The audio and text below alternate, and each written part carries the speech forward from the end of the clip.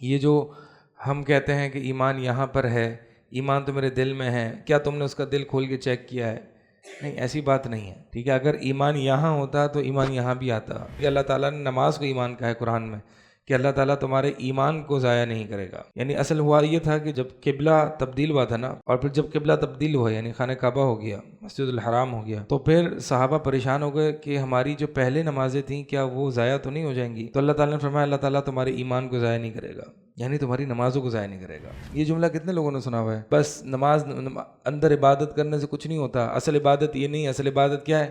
نکلو جہاد کرو. مطلب ہر طرح کا لوگ ہے نا. ایک بندہ جو تھوڑا جذباتی ہے وہ کیا کہتا ہے؟ نکلو پروٹیسٹ کرو، گورنمنٹ ہاؤس کے سامنے پروٹیسٹ کرو، اصل عبادت یہ ہے. دوسرا شخص جو تھوڑا سا لبرل سوچ کا ہوتا ہے وہ کیا کہتا ہے؟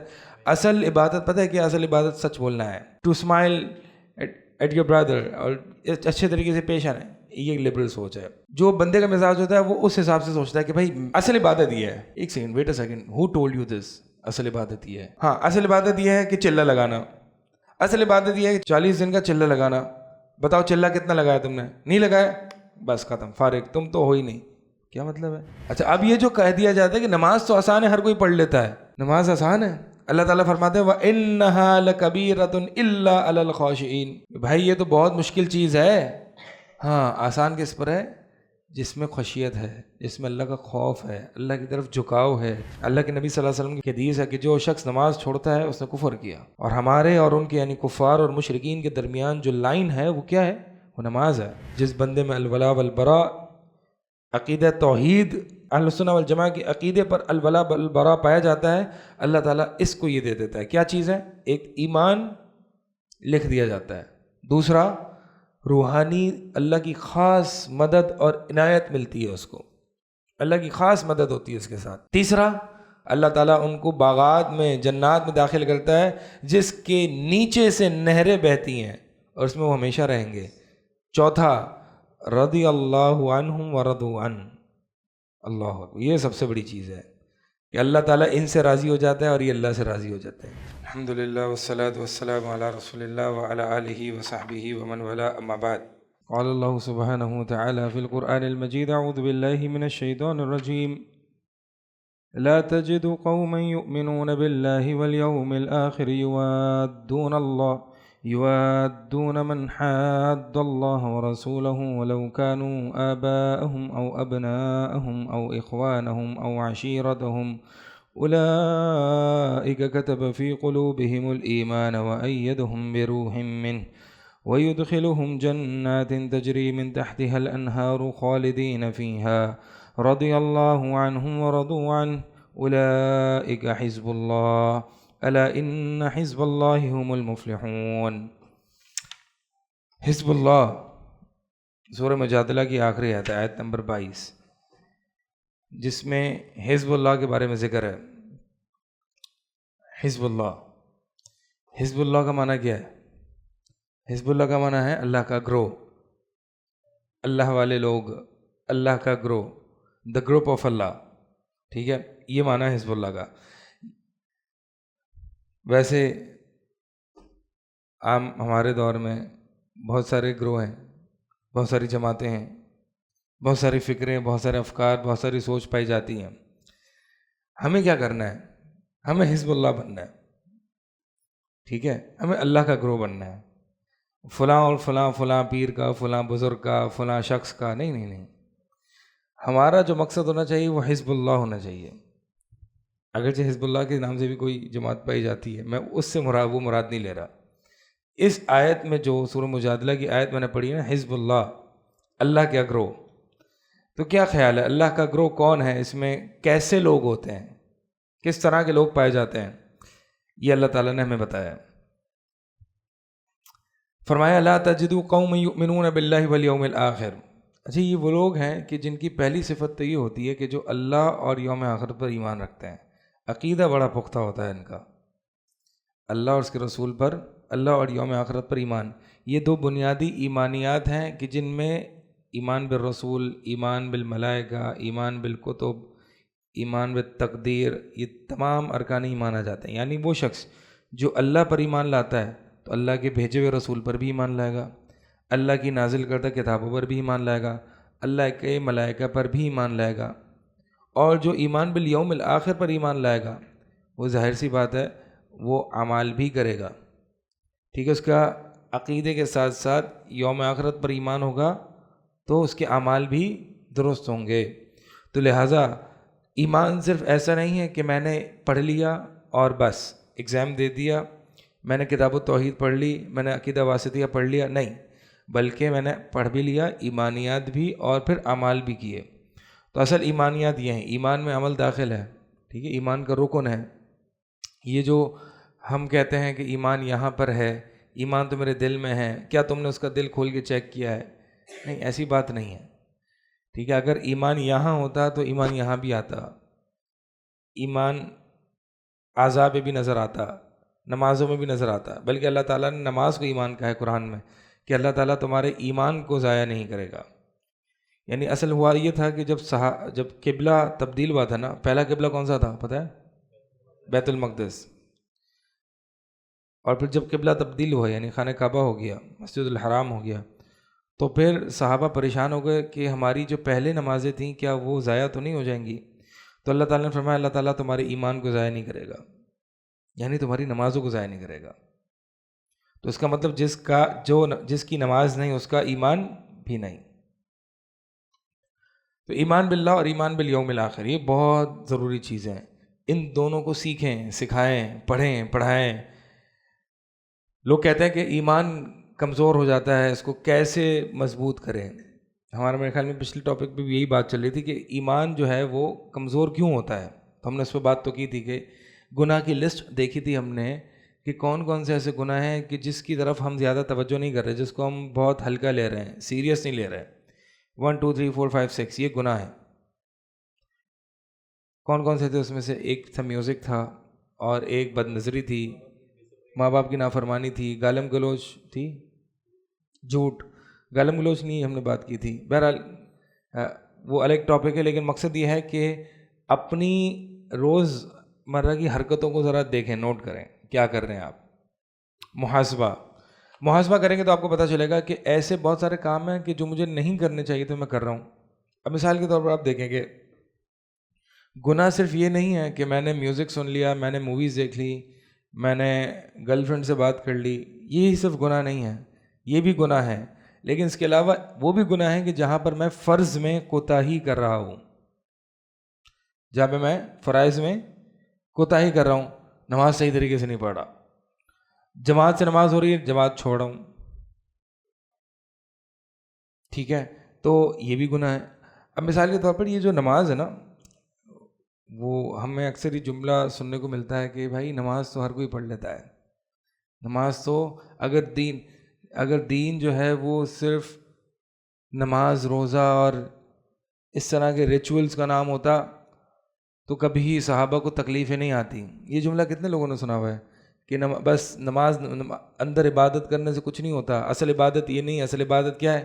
نکلو، جہاد کرو، اور خدمت، مطلب ہر طرح کا لوگ ہے نا۔ ایک بندہ جو تھوڑا جذباتی ہے وہ کیا کہتا ہے؟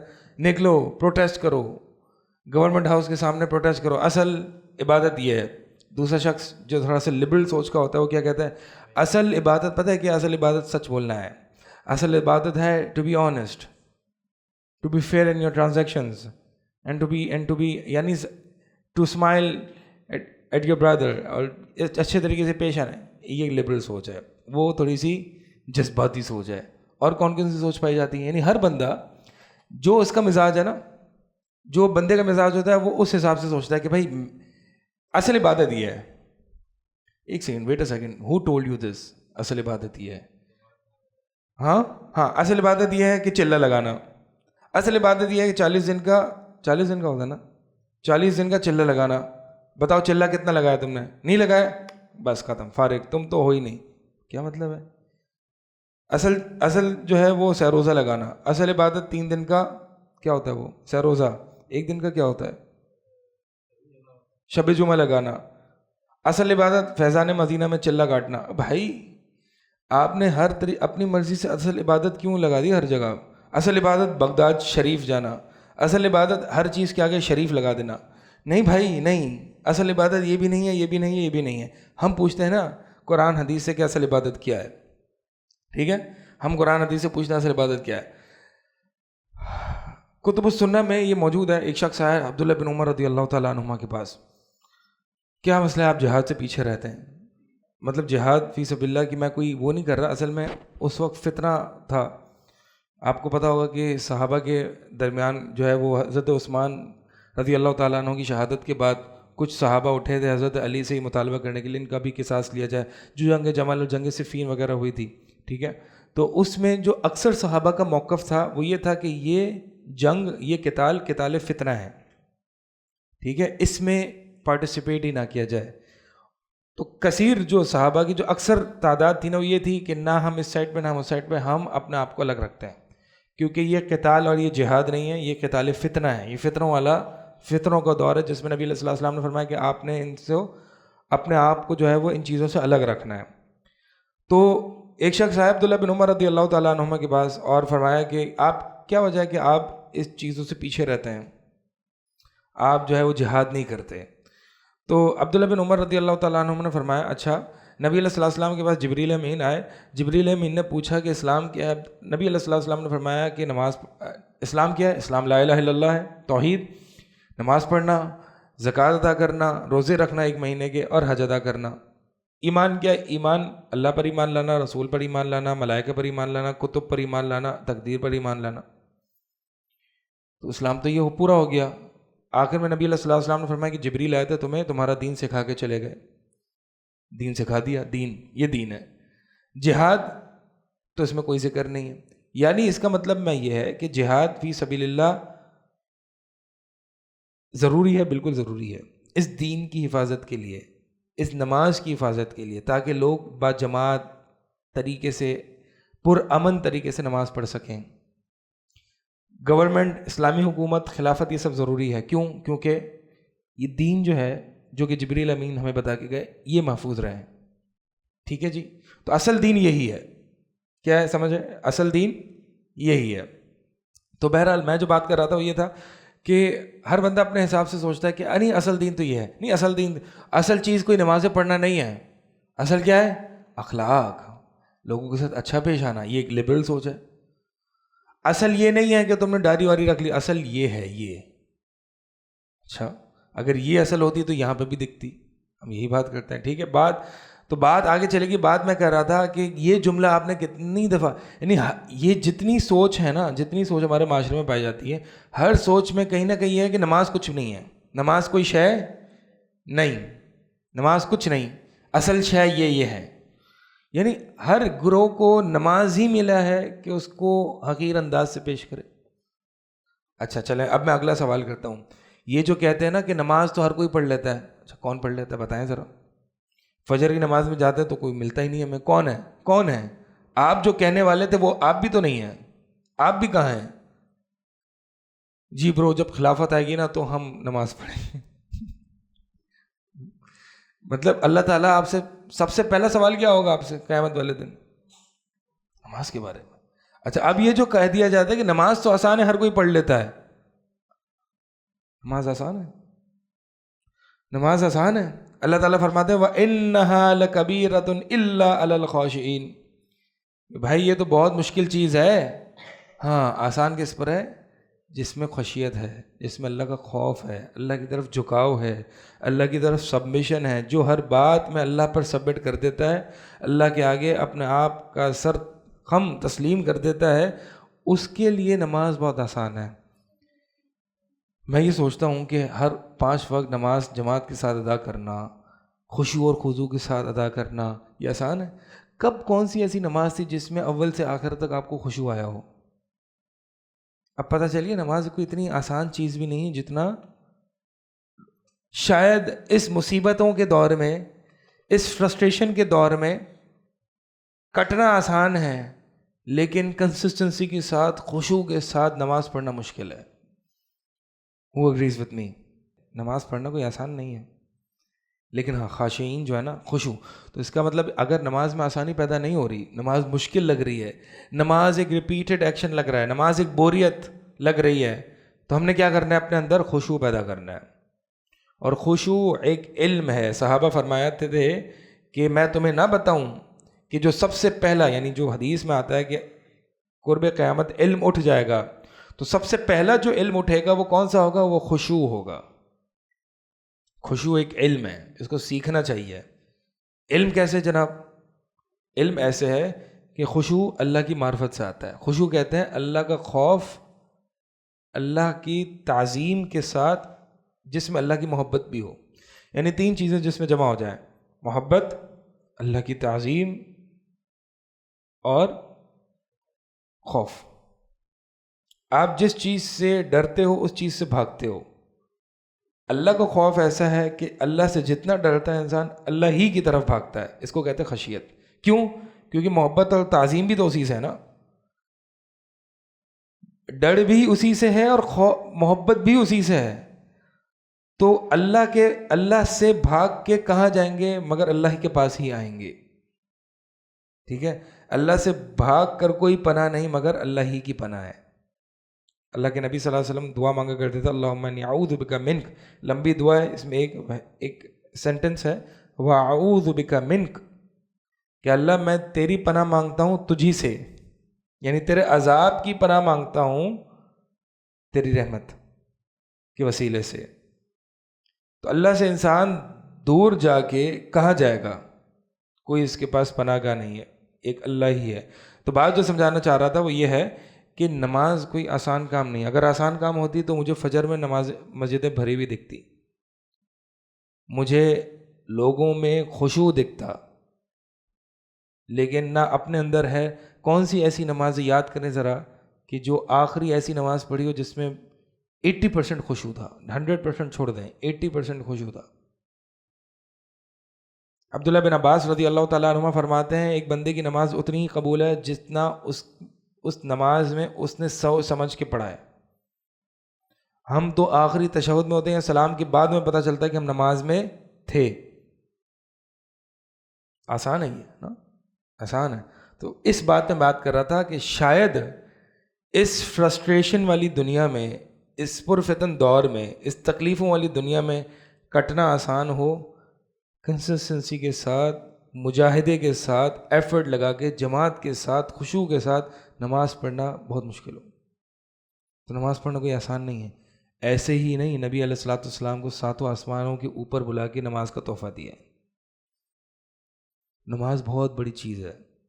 سب سے پہلا سوال اس کے بارے میں ہونا ہے، سب سے پہلا سوال اس کے بارے میں ہونا ہے.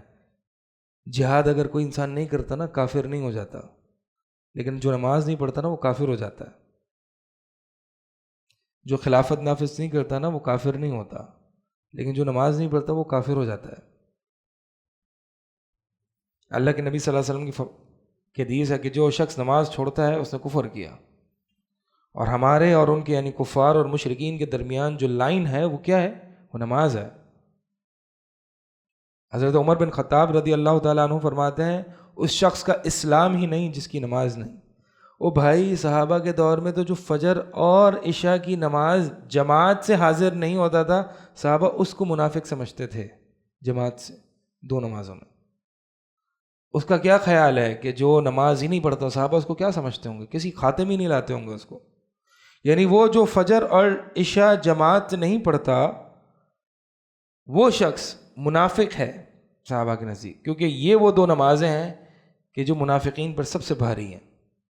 فجر میں سویا انسان اکثر ہفتے میں 1 دفعہ اس کی یا 2 دفعہ ٹائم پہ ہوتی ہے، باقی 5 دن جو ہے وہ لیٹ اٹھ کے پڑھتا ہے.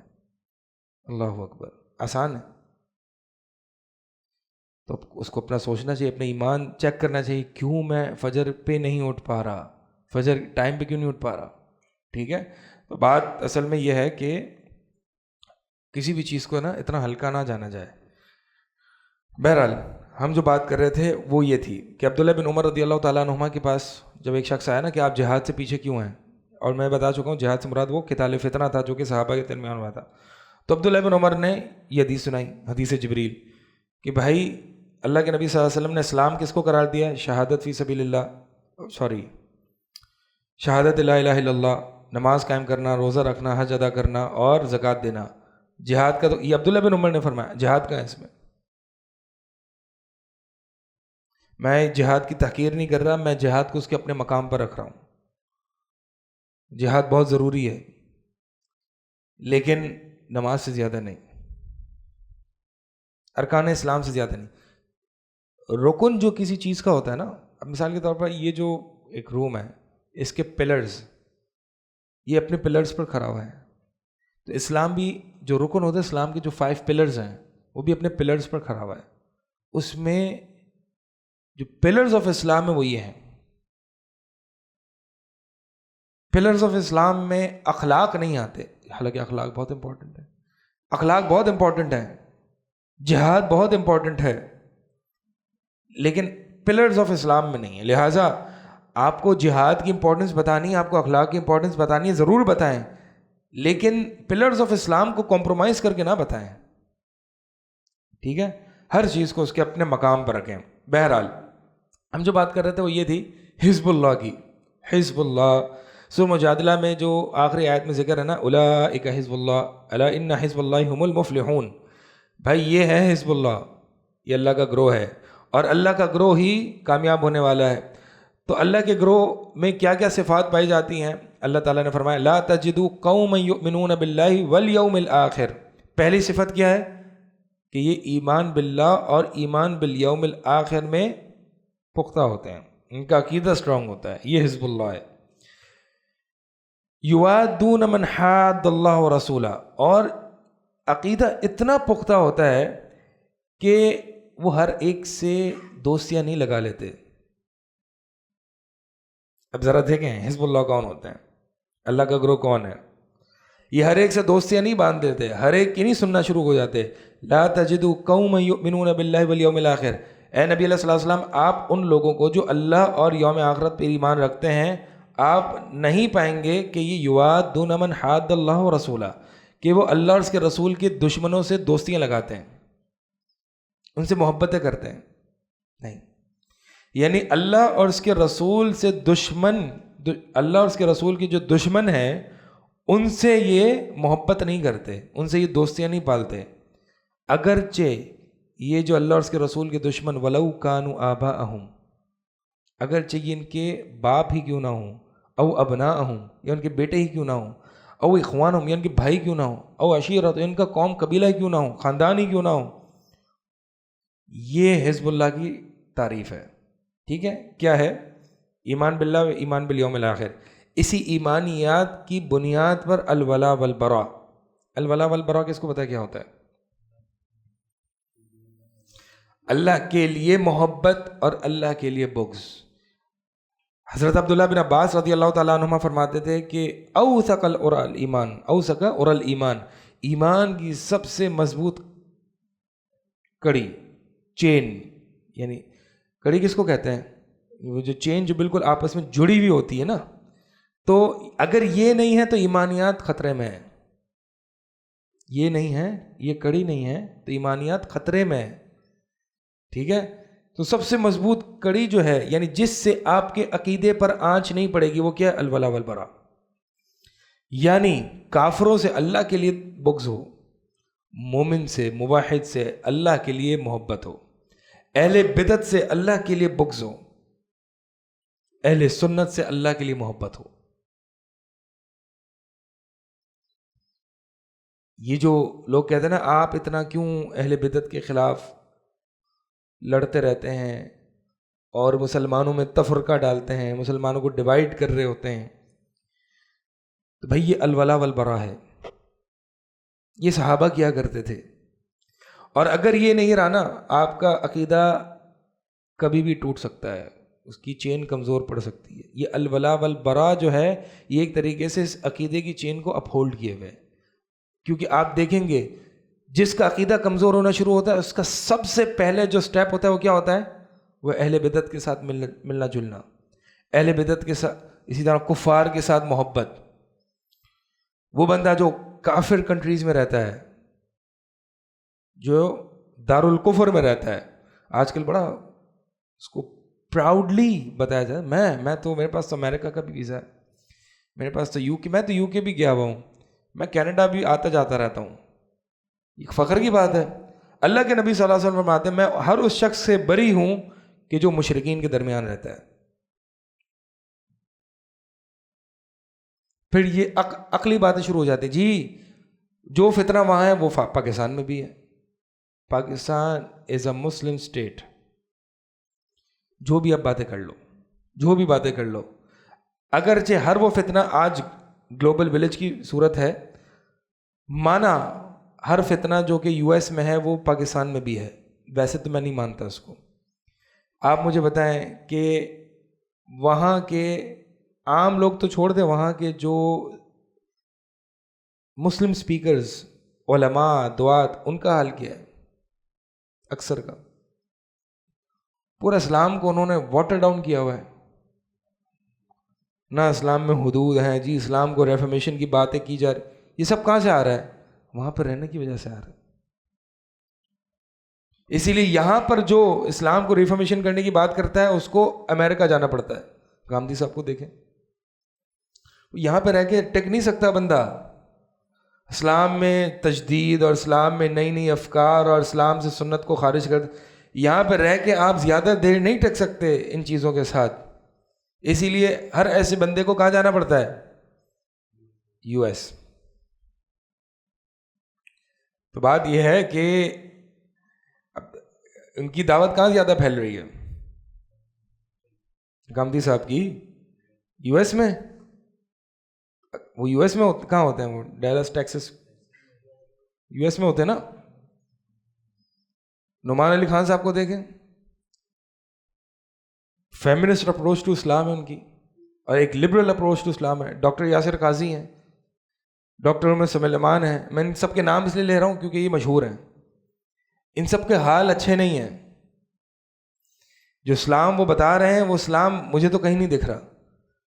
اسلامک مورلز اینڈ ایتھکس ٹھیک ہے، اچھی باتیں کرنا، جھوٹ نہیں بولنا، سچ بولنا، اس سے تو کافروں کو بھی مسئلہ نہیں ہے نا. توحید کہاں ہے؟ الولا والبرا کہاں ہے؟ ہومو سیکشولز اور LGBTQs کو آپ اپنے ساتھ ملا رہے ہو تو کہاں ہے الولا والبرا؟ اور پھر یہود کے خلاف محض آرائی کرتے ہو صرف دکھانے کے لیے. اندرونی دوستیاں ہیں، انہی کے عقیدے کو سپورٹ کر رہے ہوتے ہو، انہی کے مشن پہ چل رہے ہوتے ہو. یعنی میں اپنے ساتھ LGBTQ کو ملاؤں یہود کے خلاف کیمپین چلانے کے لیے. What is this? LGBTQs کو ملاؤں میں اپنے ساتھ یہود کے خلاف کیمپین چلانے کے لیے. دونوں ہی ہمارے دشمن ہیں. تو بات یہ ہے کہ یہ جو بتایا جاتا ہے نا، یہ الولا والبرا ہے. کافر کنٹریز میں نہ انسان رہ سکتا ہے، نہ گھومنے کے لیے جا سکتا ہے، نہ پڑھنے کے لیے جا سکتا ہے، نہ جاب کرنے کے لیے جا سکتا ہے، الا یہ کہ ایسی پڑھائی ہو کہ جو مسلم کنٹریز میں آپ کو کہیں بھی اویلیبل نہیں ہو.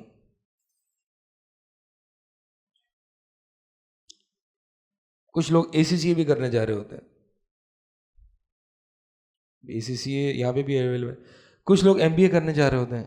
MBA بہت اچھا یہاں پہ بھی ہے. کچھ لوگ میڈیسن کرنے جا رہے ہوتے ہیں. او بھائی پاکستان کے ڈاکٹرز کی اتنی ویلیو ہے کہ امریکہ خود بلا رہا ہوتا ہے بھائی یہاں سے جو پڑھ چکا ہے وہ وہاں پہ آ جائے. کیونکہ یہاں ایسے ایسوں کا اس نے ٹیسٹ کیا ہوا ہوتا ہے، علاج کیا ہوتا ہے کہ امریکہ کو ضرورت ہے یہ تو بڑا چیتا ڈاکٹر ہے. یہاں کے میکینکس کی بڑی ویلیو ہے بھائی، کیونکہ ایسی ایسی گاڑیاں ٹھیک کی بھی ہوتی ہیں. تو بات یہ ہے کہ یہاں کے ڈاکٹرز کی بہت یہاں کی ڈاکٹری بہت قیمتی ہے. ٹھیک ہے. ہاں اگر کوئی امت کے لیول پر آپ نے کوئی سوچنا ہے تو اگر کوئی ایسی فیلڈ میں جانا ہے کہ جو شاید یہاں پہ اویلیبل نہیں ہے، یا کوئی بھی مسلم کنٹریز میں بہت ساری کنٹریز آ جاتی ہیں، اچھی کنٹریز میں آتی ہے، کہیں بھی اویلیبل نہیں ہے تو پھر آپ جا سکتے ہو. وہ بھی ان کنڈیشنز کے ساتھ آپ کے پاس اتنی نالج، اتنی اسلامک نالج ہے کہ آپ اپنے آپ کو ان کی شکوک و شبہات، ان کے ڈاؤٹ سے ڈیفینڈ کر سکو. دوسرا، آپ کے پاس اتنا ایمان ہے کہ آپ وہاں کی شہوت پرستی سے اپنے آپ کو ڈیفینڈ کر سکتے ہو، وہاں کی ڈیزائرز آپ کو اتنا افیکٹ نہ کریں. یہ تمام شرائط کے ساتھ علماء اس کی اجازت دیتے ہیں. آج تو بہت کامن ہے گھومنے جانا اور پھر پڑھنے جانا. کیا جواب دیں گے کل کو اللہ کو؟ یہ اوثق اور الایمان ہے، یہ ایمان کی سب سے مضبوط کری ہے۔ تو یہ تو کفار کے ساتھ الولا والبرا ہے۔ اب آتے ہیں اہل بدعت کے ساتھ۔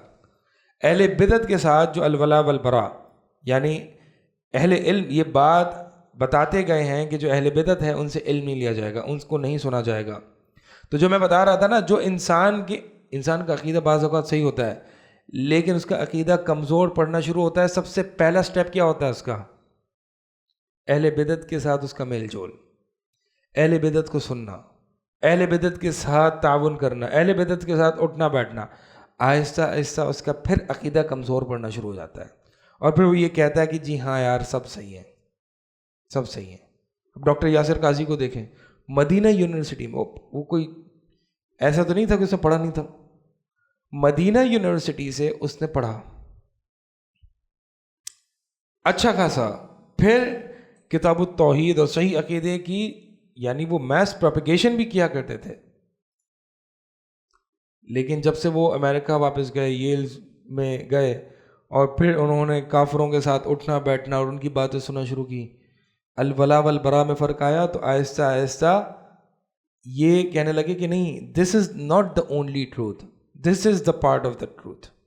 پھر آہستہ آہستہ استغاثہ اور غیر اللہ سے دعا مانگنا، غیر اللہ کو پکارنا، یہ شرک نہیں، عقیدے میں خرابیاں آ گئیں۔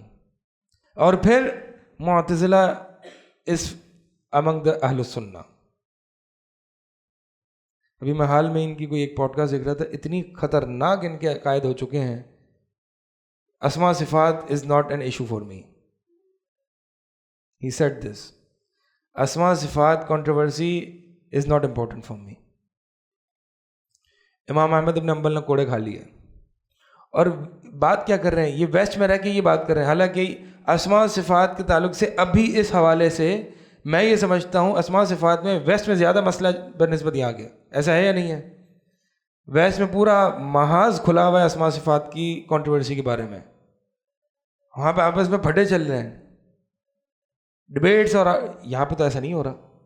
تو بات یہ ہے کہ اس ہیٹڈ مومنٹ میں آپ اس طرح کی باتیں کہہ دینا، یہ تو بہت ہی بیکار سی بات ہے۔ تو بہرحال مقصد سمجھانا ہوئی ہے الولا والبرا، وہ اس آیت میں، اس آیت کا بنیادی میسج ہے، اور حزب اللہ کا بنیادی صفت ہے، وہ کیا ہے؟ الولا والبرا۔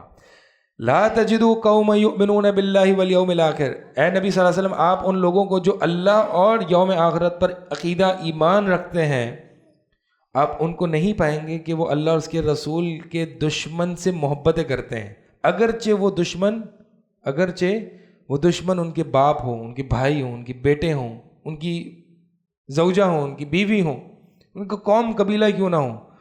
اچھا، اب یہ وہ لوگ ہیں اولئک کتب فی قلوبہم الایمان، جب ایک بندہ اس صفت میں آ جاتا ہے نا تو اللہ تعالیٰ اس کے دل میں ایمان کو نقش کر دیتا ہے، اور پھر وہ نہیں مٹ سکتا۔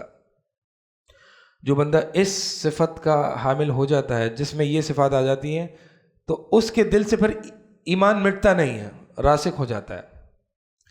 آج جو نوجوانوں کا مسئلہ رہتا ہے نا کہ ایمان کم ہوتا جاتا ہے، کبھی چلا جاتا ہے، کبھی آ جاتا ہے، اپس اینڈ ڈاؤنز آ رہے ہیں، تو ایمان کو اگر نقش کرنا ہے تو ان صفات کو پال لو۔ اللہ تعالیٰ نے، یہ وہ لوگ ہیں کہ اللہ تعالیٰ نے ان کے دلوں میں ایمان کو لکھ دیا ہے، اب مٹے گا نہیں، اللہ کا لکھا ہوا مٹتا نہیں ہے، اب یہ انشاءاللہ کلمہ توحید پہ مرے گا۔ وَأَيَّدَهُمْ بِرُوحٍ مِّنْهُ، اور اللہ تعالیٰ نے اپنی طرف سے خاص روحانی مدد کی ان کی۔ بعض علم فرماتی ہے کہ اللہ کا ایک عجیب ایک نور ہے جو اللہ تعالیٰ اس بندے کو دیتا ہے، جس بندے میں الولا والبرا، عقیدہ توحید اور اہل سنہ والجماعہ کے عقیدے پر الولا والبرا پایا جاتا ہے، اللہ تعالیٰ اس کو یہ دے دیتا ہے۔ کیا چیز ہے؟ ایک ایمان لکھ دیا جاتا ہے، دوسرا روحانی اللہ کی خاص مدد اور عنایت ملتی ہے، اس کو اللہ کی خاص مدد ہوتی ہے اس کے ساتھ۔ تیسرا وَيُدْخِلُهُمْ جَنَّاتٍ تَجْرِي مِن تَحْتِهَا الْأَنْهَارُ خَالِدِينَ فِيهَا، اللہ تعالیٰ ان کو باغات میں، جنات میں داخل کرتا ہے جس کے نیچے سے نہریں بہتی ہیں، اور اس میں وہ ہمیشہ رہیں گے۔ چوتھا رضی اللہ عنہم ورضوا عنہ، اللہ اکبر، یہ سب سے بڑی چیز ہے کہ اللہ تعالیٰ ان سے راضی ہو جاتا ہے اور یہ اللہ سے راضی ہو جاتے ہیں۔ اللہ سے تو ہم اللہ تعالیٰ سے دعا مانگتے رہتے ہیں کہ اللہ تو ہم سے راضی ہو جا. ہم اللہ سے راضی ہیں یا نہیں؟ جو شام کے اذکار میں سے ہے، رضیت باللہ ربا وبالاسلام دینا وبمحمد نبیا، کہ میں اللہ کے رب ہونے پر راضی، اسلام کے دین ہونے پر راضی، اور محمد صلی اللہ علیہ وسلم کے رسول ہونے پر راضی. اللہ سے راضی ہونے کا مطلب کیا ہے؟ اللہ سے راضی ہونے کا مطلب یہ ہے کہ اللہ میرا رب ہے، بس مجھے کوئی ٹینشن نہیں ہے، سارے معاملات وہ دیکھ لے گا. اللہ میرا رب ہے، بیمار ہوں کوئی پریشانی کی بات نہیں، شفا بھی وہی دے گا. اللہ میرا رب ہے، پالنے والا، رازق بھی وہی ہے، کہیں رزق میں تنگی آ رہی ہے وہ مجھے پالنے کا ضائع نہیں کرے گا. اللہ میرا رب ہے، اس نے مجھے کچھ احکامات دیے ہیں، اس کی شریعت پر میں راضی ہوں. آگے سے اس کا حکم آتا ہے لیکن چونکہ ابھی نہیں بعد میں، اس طرح کی باتیں نہیں ہوتی، کیونکہ وہ میرا رب ہے اور میں اس کے رب ہونے پر راضی ہوں. اگر وہ میرا رب نہیں ہوتا تو پتہ نہیں کیا ہوتا، اور اگر مجھے نہیں پتہ چلتا کوئی میرا رب ہے تو میرے ساتھ کیا ہوتا. راضی ہوں میں اللہ کے رب ہونے پر، اللہ کی شریعت ہونے پر.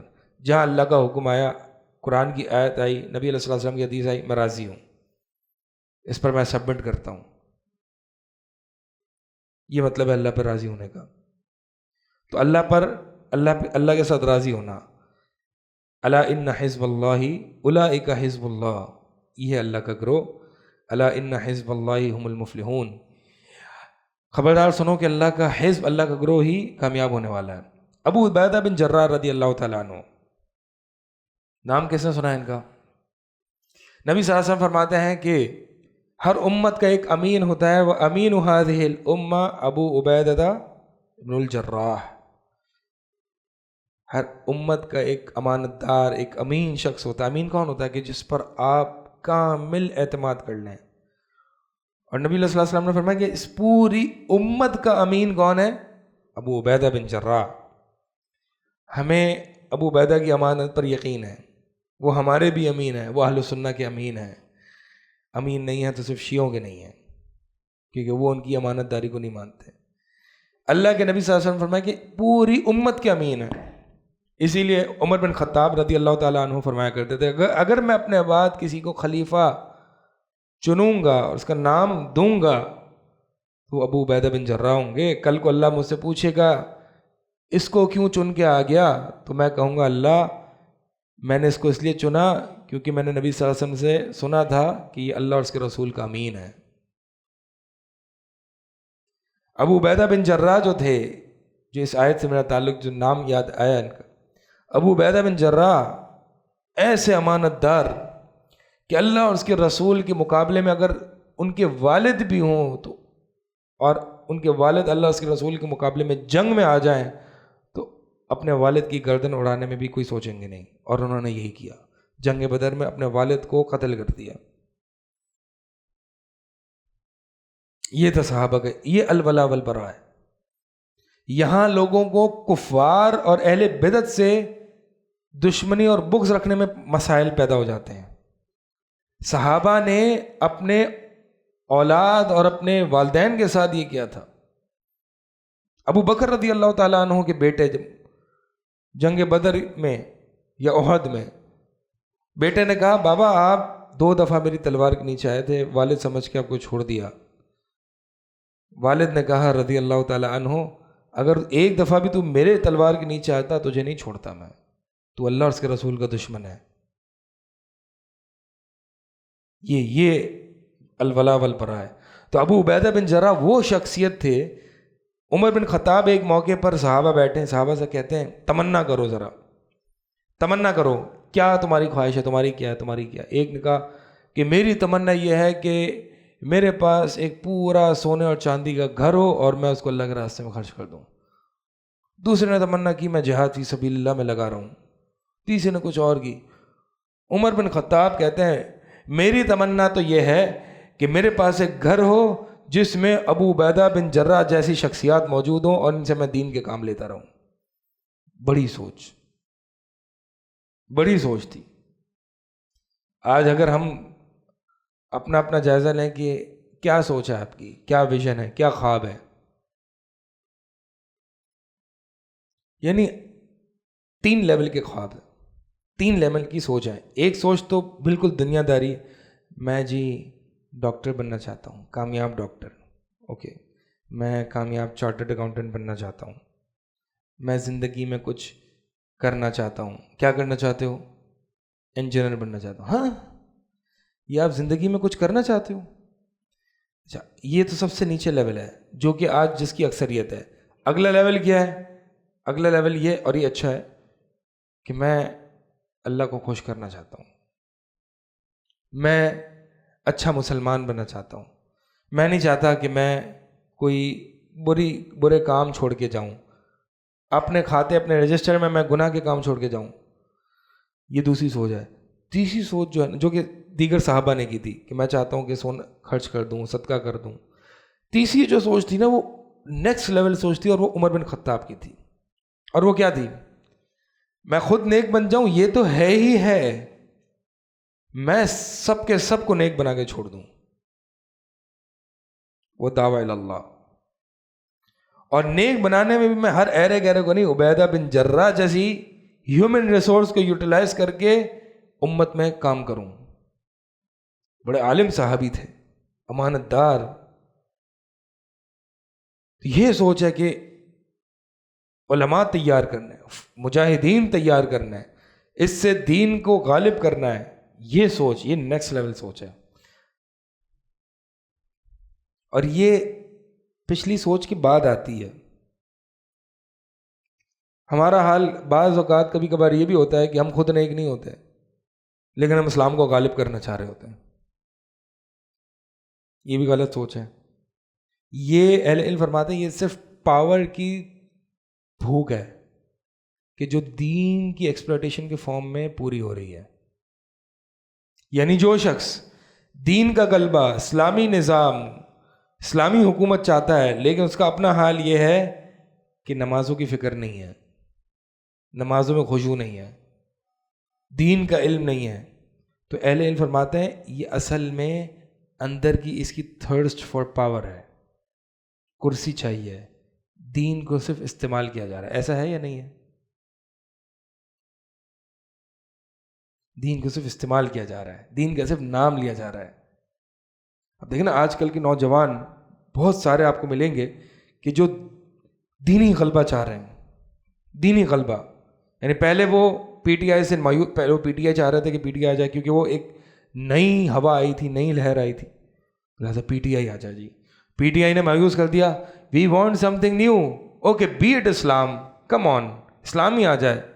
وی want something new, we want power, we want development, we want advancement, we want something. مطلب ہمیں کوئی نئی چیز چاہیے، اور اس نئی چیز کو اور اس پاور کو پورا کرنے کے لیے ہمیں دین ملا ہے. دین کو استعمال کرو، کیونکہ دین کے آگے تو کوئی کچھ نہیں بول سکتا نا. کوئی کہے گا کہ نہیں دین کو نافذ نہیں کرو؟ کوئی نہیں کہے گا. تو بس یہ اصل میں جو ہے نا، یہ 3 سوچ ہے. عمر بن خطاب رضی اللہ تعالیٰ عنہ، یعنی ان کی ہیومن ریسورس مینجمنٹ دیکھیں ذرا، ان کی سوچ دیکھیں کتنی بڑی سوچ ہے. اللہ کے نبی صلی اللہ علیہ وسلم فرماتے ہیں ان اللہ یحب معالی الامور، اللہ تعالیٰ بڑے بڑے امور کو پسند کرتا ہے. ویکرہ صفصافھا، اور چھوٹی چھوٹی باتوں کو اللہ، چھوٹے چھوٹے خواب جو ہوتے ہیں نا، انجینئر بننا، ڈاکٹر بننا، اکاؤنٹنٹ بن جانا، یہ چیز اللہ کو اتنی پسند نہیں ہے. اس سے کیا ہوگا؟ جو کچھ سوچ تو ہو نا، کچھ ویژن تو ہو کہ میں نے آگے کیا کرنا ہے. انجینئر بننا اور یہ ساری چیزیں کرنا، یعنی اگر آپ کا یہ خواب پورا نہیں ہوگا تو نہ آپ کو خواب پورا ملا اور نہ آپ کو کچھ ملا. لیکن اگر آپ کا دینی ویژن ہوگا تو کم سے کم فقط وقع اجرہ علی اللہ. جو شخص ہجرت کے لیے نکلتا ہے، ہجرت نہیں کر پاتا، راستے میں اس کی وفات ہو جاتی ہے، تو اللہ پر اس کا اجر واقع ہو جاتا ہے، یعنی اس کا اجر لکھ دیا جاتا ہے. تو اگر میرا اسلامک ویژن ہے اور وہ پورا نہیں کر پاتا میں، تو کم سے کم لکھ تو دیا جاتا ہے نا میرے لیے. کیسی اونچی سوچ ہے. تو بہرحال ایک اور موقع پر آخر بات عبیدہ بن جراح کی بات چل رہی، تو عبیدہ بن جراح رضی اللہ تعالی عنہ امیر شام تھے، شام کے امیر تھے. حضرت عمر بن خطاب رضی اللہ تعالیٰ عنہ جو ہیں، شام فتح ہو گیا، شام داخل ہوتے ہیں اور لوگ حضرت عمر سے ملتے ہیں اس وقت حضرت عمر جو تھے وہ امیر المؤمنین تھے، اور شام کے جو امیر تھے ان کو عبیدہ بن جراح کو بنایا تھا حضرت عمر نے۔ تو جب لوگ مل کے فارغ ہوئے، عمر بن خطاب کہتے ہیں میرا بھائی اب عبیدہ بن جراح کہاں ہے، اس کو بلاؤ۔ تو عبیدہ بن جراح آئے اور پھر حضرت عمر نے کہا کہ ٹھیک ہے آپ لوگ جاؤ، مجھے کچھ ان سے باتیں کرنی ہیں۔ بہت بڑا پسند کیا کرتے تھے عمر بن خطاب ان کو۔ تو عبیدہ سے کہتے ہیں عبیدہ چلو تمہارے گھر چلتے ہیں، تمہارے گھر چلتے ہیں۔ ابو عبیدہ بن جراح کہتے ہیں کہ امیر المومنین آپ میرے گھر پہ آ کے کیا کریں گے، آپ کو دیکھ کے رونا ہی آئے گا، شام کے امیر آپ کو دیکھ کے رونا ہی آئے گا۔ جب گئے تو دیکھا کہ ابو عبیدہ بن جراح کے گھر میں ان کی تلوار، ان کا ایک شیلڈ جو کہ وہ جہاد فی سبیل اللہ میں استعمال کیا کرتے تھے، اور ایک سواری، اس کے علاوہ اور کچھ نہیں۔ حضرت عمر بن خطاب یہ دیکھ کے رونے لگ گئے۔ پوچھتے ہیں کیا ہے ابو عبیدہ، تم امیر ہو، یہ 3 چیزیں رکھی ہوئی ہیں، گھر میں کچھ ہے ہی نہیں؟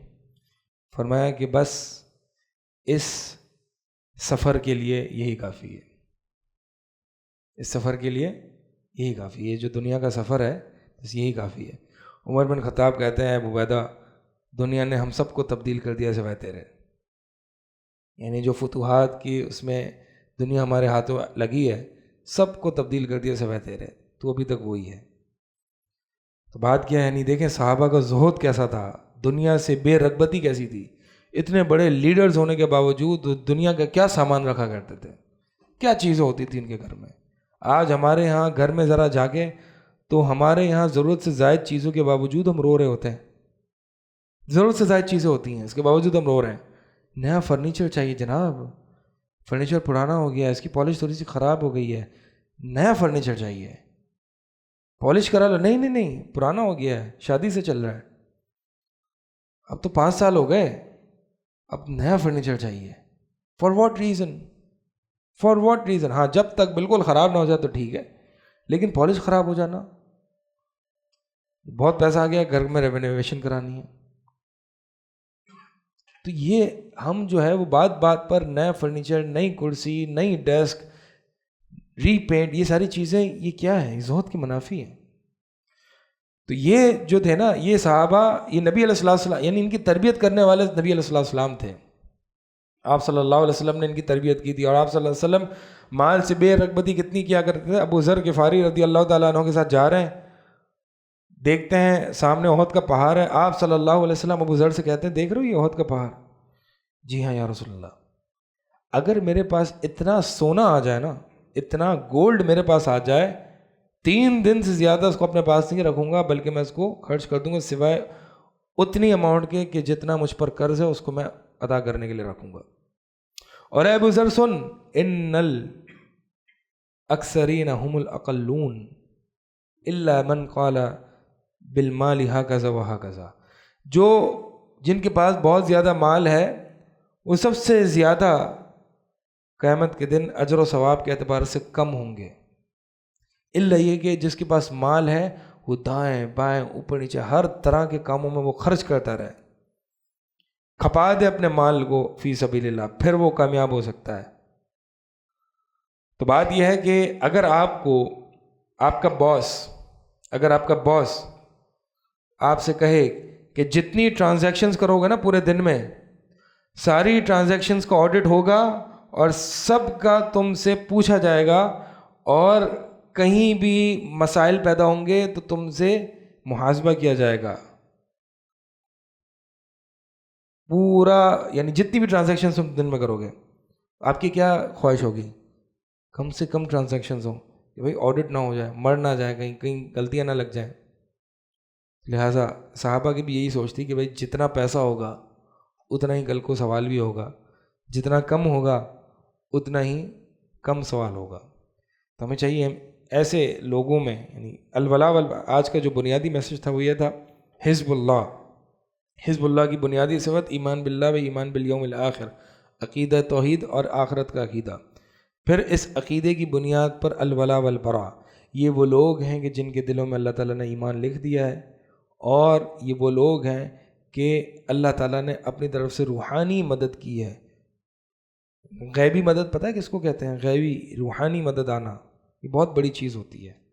روحانی مدد جو ہے وہ ہر چیز میں انسان کو جہاں تکلیفیں، جہاں پہ اس کو کوئی راہ نہیں دکھ رہی ہوتی، اس کے لیے وہ مدد آتی ہے۔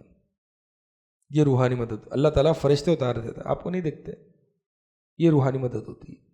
اور پھر اللہ کا ان سے راضی ہونا، ان کا اللہ سے راضی ہونا، اور ان کا بالآخر جنت میں داخل ہونا۔ اولئک حزب اللہ الا ان حزب اللہ هم المفلحون، حزب اللہ میں سے بنے، ٹھیک ہے؟ حزب اللہ اس کا مطلب یہ نہیں اپنی پارٹی بنا لیں اور حزب اللہ اس کا نام رکھ دیں، حزب اللہ کا مطلب معنوی طور پر۔ ڈن؟ سبحانک اللہم و بحمدک اشہد ان لا الہ الا انت استغفرک۔